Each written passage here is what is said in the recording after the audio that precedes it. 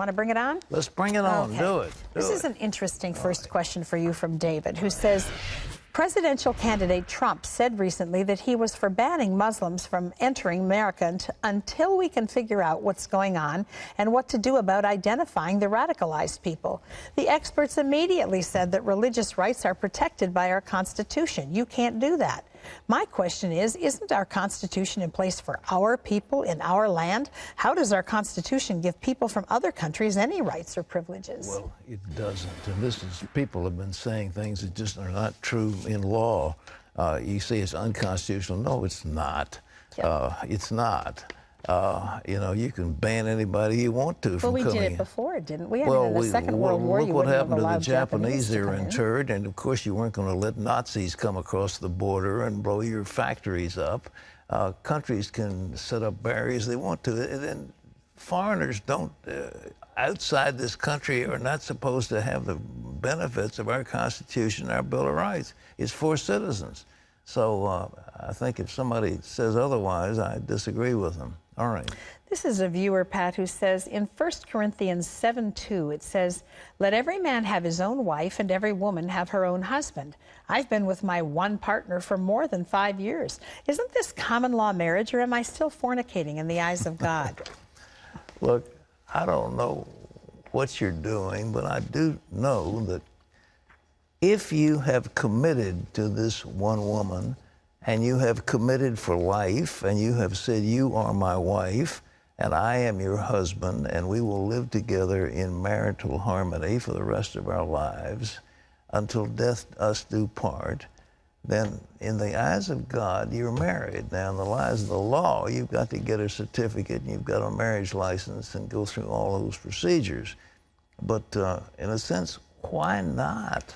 Why would you not do it? It's a simple thing. You go down to the justice of the peace, or the clerk of the court, and get yourself a license, and it's done. So, but are you fornicating? You are if it's just a one-night stand and you're out looking for others, but it doesn't sound that that's the case. All right. Okay, this is Terry, who says, "Hello, Pat. I've been with my husband for 32 years. Married for 20 years and living with him for 12 years before we got married. I love this man with every breath that I breathe, but recently he left me for another woman. We plan to grow old together. I keep praying for him and I want my marriage back. Is it okay to pray for restoration? He's not saved. I do pray for his salvation also. Please help. I'm so hurt, but I love my husband." That's a statement of love after all those years. It should touch every heart. God also understands your heart, and you are married, and you want this husband, and you love him, and you say, is it right to pray? Well, of course it's right to pray. Look, God is a God of restoration. He's on the side of restoring things. He's not on the side of destroying things. He's on the side of just restoring.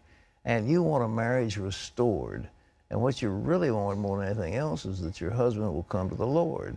And I would just recommend that you keep an open heart and the loving heart you've got. And if your husband refuses the wooing of the Spirit of God, then in a sense, let him go. But right now, is it wrong to pray for him? Of course not. All right. Okay, this is Allie, who says, "What do you think 2016 is going to bring for America? Are we in the end times? Is 2016 going to be a year of difference in America with all the terrorists and wars?"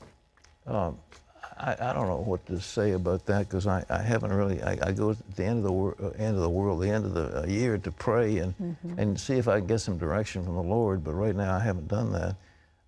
I think the big problem facing America is an overwhelming debt, and I think we're going to have a financial collapse somewhere down the road that'll be very, very painful.